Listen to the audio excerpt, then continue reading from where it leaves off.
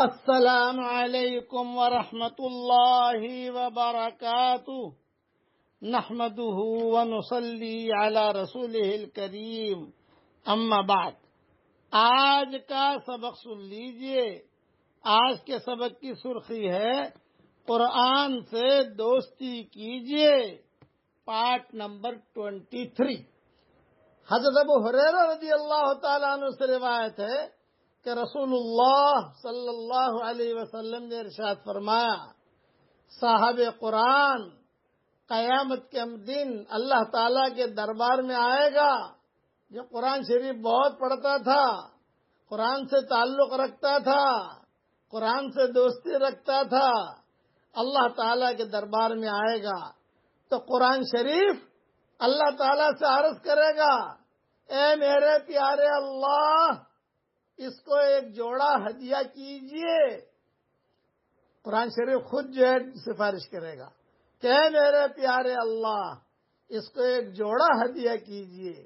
اللہ تعالیٰ کی طرف سے اس کو کرامت کا تاج پہنایا جائے گا۔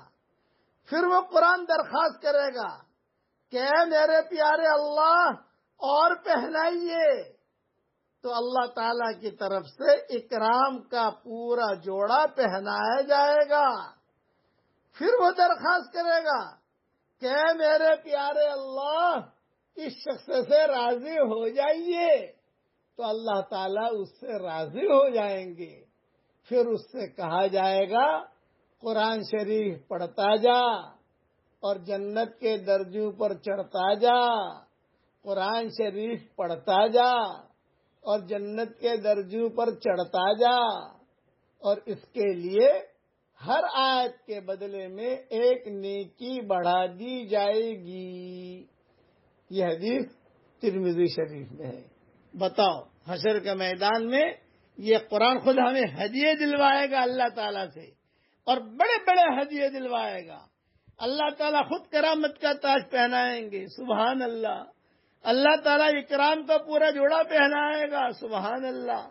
اور قرآن کہے گا کہ اللہ پاک اب راضی ہو جا، تو اس سے راضی ہو جا۔ اللہ کہیں گے چل میں راضی ہو گیا۔